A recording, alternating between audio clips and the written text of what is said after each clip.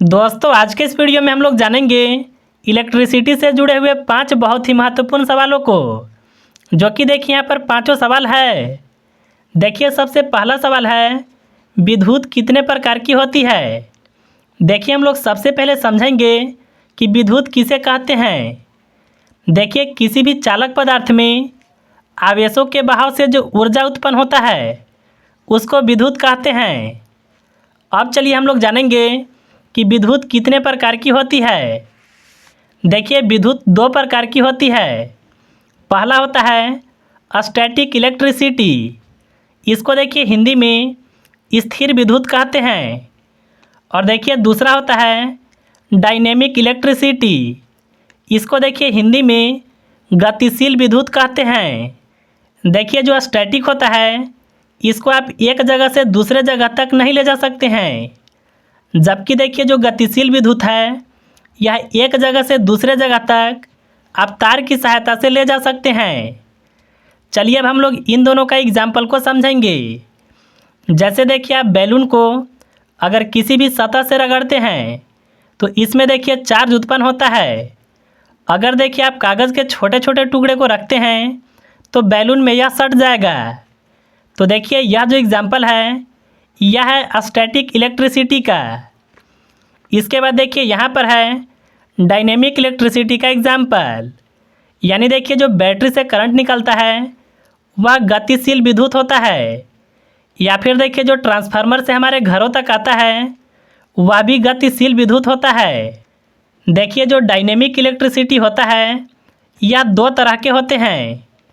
एक होता है एसी करंट और दूसरा होता है डीसी करंट।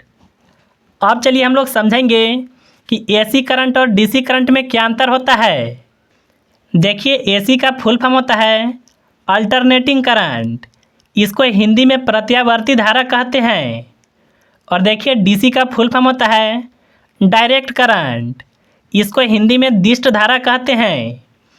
देखिए जो हमारे घरों तक ट्रांसफार्मर से जो बिजली आता है वह एसी करंट होता है। और देखिए जो करंट हम लोग को बैटरी से मिलता है वह डीसी करंट होता है। अगर देखिए हम लोग एसी करंट में बात करें तो इसमें देखिए फ्रीक्वेंसी होता है। देखिए एसी करंट की दिशा जो है वह समय के साथ बार बार बदलते रहता है, लेकिन देखिए जो डीसी करंट है यह एक ही दिशा में बहता है। देखिए एसी करंट के अंदर फ्रीक्वेंसी होता है। देखिए इंडिया में जो एसी करंट आता है अगर उसकी आवृत्ति की बात करें तो वह देखिए होता है 50 हर्ट्ज प्रति सेकेंड, यानी देखिए यहाँ से लेकर के यहाँ तक एक साइकिल कंप्लीट होता है। इस तरह से देखिए 1 सेकेंड में 50 बार होता है।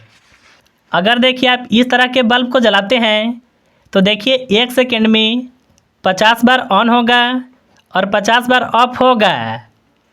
तो मुझे उम्मीद है कि आप एसी करंट को समझ गए होंगे। देखिए आपसे सवाल पूछा जाता है कि एसी करंट में क्या होता है, तो इसमें देखिए फेज होता है और न्यूट्रल होता है। और देखिए अगर डीसी करंट में बात करें तो इसमें देखिए पॉजिटिव टर्मिनल होता है और निगेटिव टर्मिनल होता है।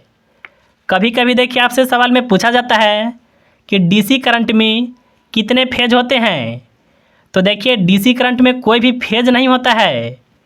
इसमें देखिए पॉजिटिव टर्मिनल और निगेटिव टर्मिनल होता है। आपसे देखिए पूछा जाएगा कि एसी करंट में कितने फेज होते हैं, तो देखिए एसी करंट में 3 फेज होते हैं। एक देखिए होता है आर फेज, एक होता है बी फेज और एक होता है वाई फेज। और यहाँ पर देखिए एक होता है न्यूट्रल। अगर देखिए हम लोग इन दोनों करंट में अंतर की बात करें तो देखिए जो एसी करंट होता है यह अपनी दिशा बार बार बदलते रहता है, जबकि देखिए डीसी करंट एक ही दिशा में बहता है। अब चलिए हम लोग समझेंगे कि वोल्टेज और एम्पियर में क्या अंतर होता है। देखिए इसको समझने के लिए आप सबसे पहले यह इमेज को समझिए। देखिए हम लोग सबसे पहले जानेंगे कि वोल्टेज क्या होता है। देखिए वोल्टेज एक तरह का बल होता है जो देखिए करंट को धक्का देने का काम करता है। अगर देखिए किसी भी तार में अगर वोल्टेज नहीं है तो करंट आगे नहीं बढ़ेगा, यानी देखिए वोल्टेज एक तरह का बल होता है जो विद्युत करंट को धक्का देने का काम करता है। अब चलिए हम लोग समझेंगे कि एम्पियर क्या होता है। देखिए जिस तरह से आप वज़न को केजी में मापते हैं, दूरी को मीटर में मापते हैं, उसी तरह से देखिए विद्युत धारा को एम्पियर में मापा जाता है। यानी देखिए किसी भी तार में करंट की कितनी मात्रा फ्लो हो रहा है उसको एम्पियर में मापते हैं। आपसे देखिए सवाल पूछा जाता है कि 1 एम्पियर में कितने इलेक्ट्रॉन होते हैं। तो देखिए 1 एम्पियर में 6.25 गुना 10⁻18 इलेक्ट्रॉन होते हैं। यानी देखिए इतना इलेक्ट्रॉन अगर किसी भी तार में प्रति सेकंड प्रवाहित होती है तो वह देखिए 1 एम्पियर का करंट होता है। अगर मान लीजिए आपसे पूछ दिया जाए कि 2 एम्पियर कितना होगा, तो आपको यह मान में 2 से गुना करना होगा। 2 से गुना 6 में करें तो यहाँ पर होगा 12। 2 से गुना 25 में करें तो यहाँ पर होगा 50। और यहाँ पर देखिए 10 के घात 18 है। यानी देखिए 2 एम्पियर में इतने इलेक्ट्रॉन होंगे। अब चलिए हम लोग समझेंगे कि वायर और केबल में क्या अंतर होता है। अगर देखिए मैं आप लोग से पूछूं कि यह वायर है या फिर केबल है, तो आप में से देखिए अधिकतर लोगों का जवाब होगा कि यह एक वायर है। लेकिन देखिए यह वायर नहीं है, बल्कि यह एक केबल है। तो चलिए अब हम लोग समझेंगे कि वायर किसे कहते हैं और केबल किसे कहते हैं। देखिए किसी भी चालक पदार्थ पर अगर कोई भी इंसुलेशन का लेयर नहीं चढ़ा हुआ है तो उसको देखिए वायर कहते हैं। और केबल किसको कहेंगे? अगर देखिए किसी भी चालक पदार्थ पर अगर इंसुलेशन का लेयर चढ़ा हुआ है तो उसको देखिए केबल कहते हैं। देखिए यह जो है एल्युमिनियम का वायर है, इस पर देखिए कोई भी प्लास्टिक का कवर नहीं चढ़ा हुआ है, तो इसको देखिए हम लोग वायर कहेंगे। अगर देखिए इस पर प्लास्टिक का लेयर चढ़ा हुआ होता तो इसको देखिए हम लोग केबल कहते हैं। जैसे देखिए यहाँ पर समझिए इसके ऊपर देखिए प्लास्टिक का लेयर चढ़ा हुआ है, तो इसको देखिए हम लोग केबल कहेंगे। अगर देखिए आप इस साइड से देखेंगे तो यहाँ पर यह वायर है, लेकिन देखिए इसके ऊपर इंसुलेशन का लेयर चढ़ा हुआ है, तो देखिए इसको आप बोल सकते हैं कि यह कॉपर वायर केबल है। यानी देखिए इसके अंदर कॉपर वायर है और इसके ऊपर देखिए इंसुलेशन का लेयर चढ़ा हुआ है, तो इसको कहेंगे कॉपर वायर केबल। अगर देखिए इसके अंदर एल्युमिनियम रहता तो देखिए इसको हम लोग बोलते हैं एल्युमिनियम वायर केबल। अब देखिए हम लोग समझेंगे कि आखिर वायर कितने प्रकार के होते हैं।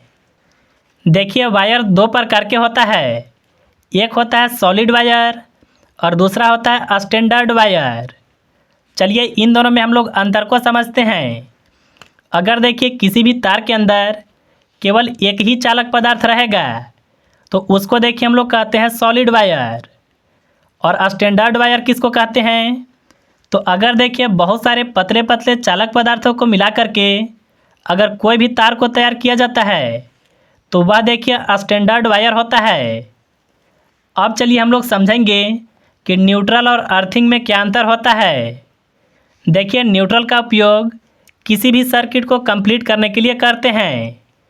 देखिए एक बल्ब तभी जलेगा जब देखिए फेज के साथ न्यूट्रल होगा। अगर देखिए न्यूट्रल पॉइंट नहीं रहेगा तो यह सर्किट कंप्लीट नहीं होगा। इसके बाद देखिए अर्थिंग।